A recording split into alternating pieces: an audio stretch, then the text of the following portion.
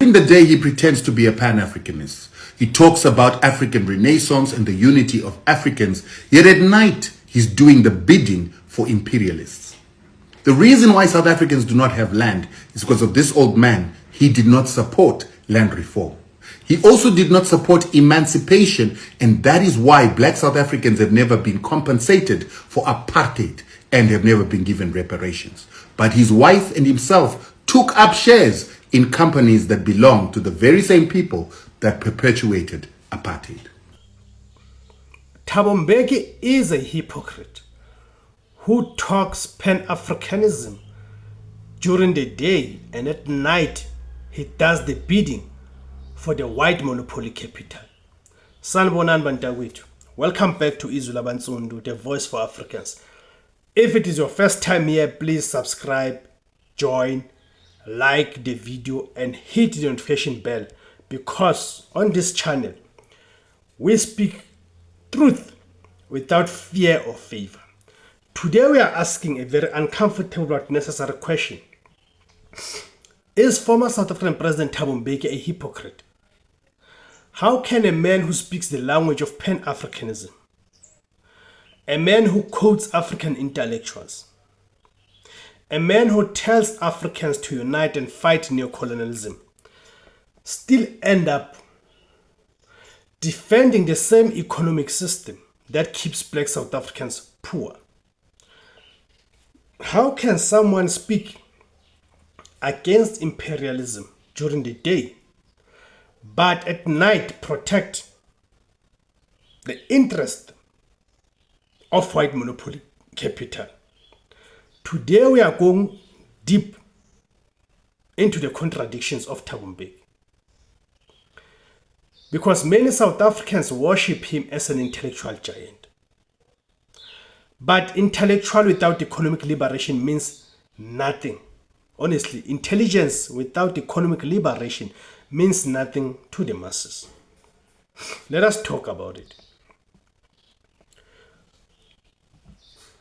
Nobody can deny that Thabo Mbeki presented himself as a committed Pan-Africanist.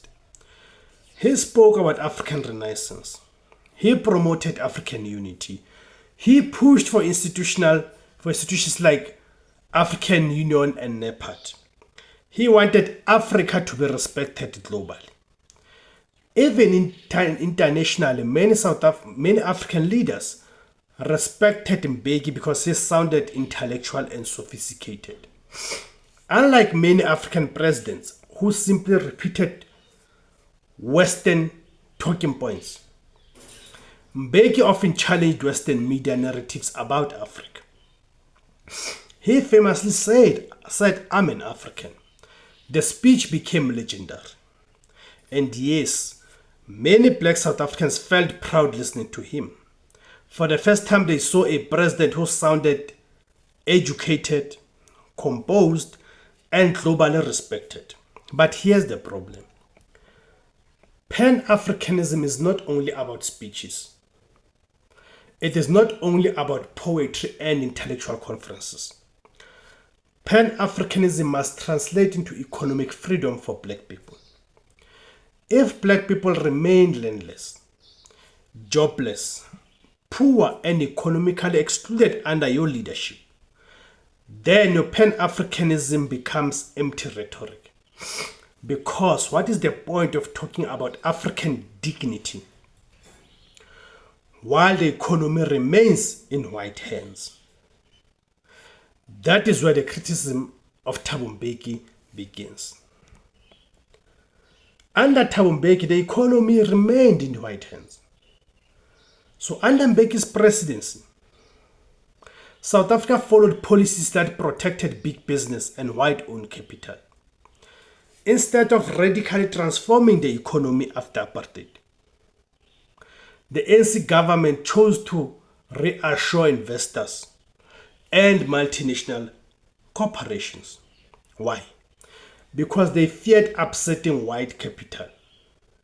We must remember that after 1994, political power changed hands, but economic power did not. The mines stayed in the white hands. The banks stayed in white hands. Retail stayed in white hands.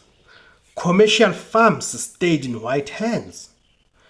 And instead of confronting that reality aggressively, Mbeki's administration embraced neoliberal economic policies.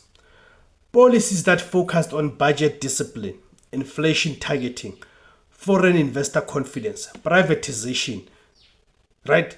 Global market integration. Now, some economists will say these policies brought stability, but stability for who? Because millions of black South Africans remained unemployed and trapped in poverty while corporations continued making billions. Townships remained underdeveloped. Rural communities remained neglected. Land redistribution moved at a snail's pace. So people started asking, was the ANC government truly governing for black majority or managing South Africa on behalf of white monopoly capital? That question became louder during the Mbeki's years. The black elites vis-a-vis the black masses.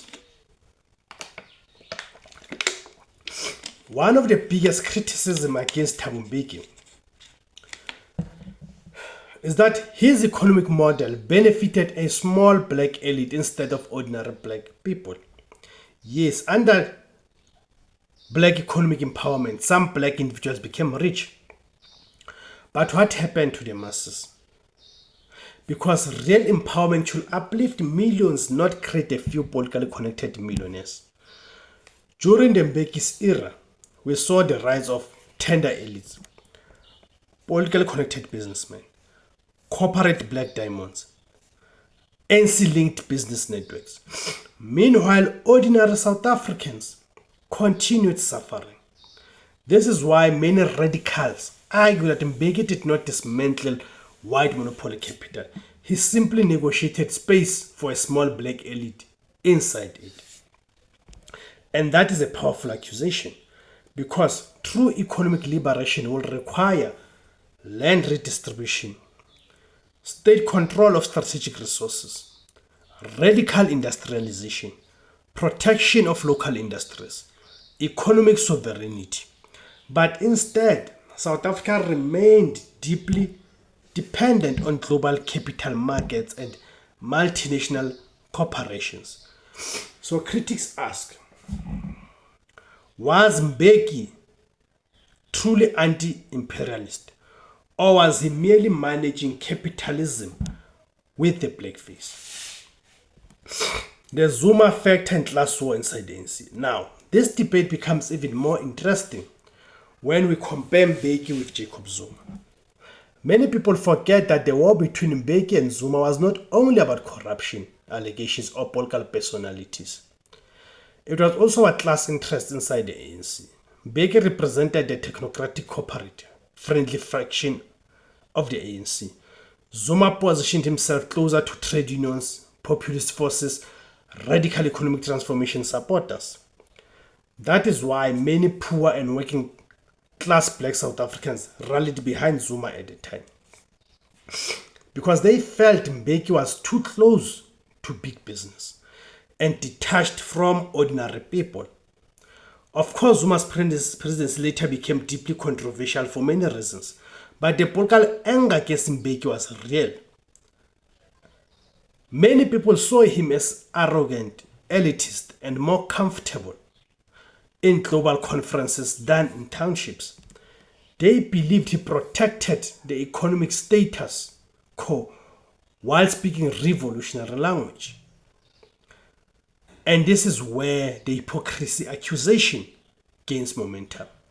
Thank you guys for tuning in. My name is Debus Kosana, Kamakuma Africa.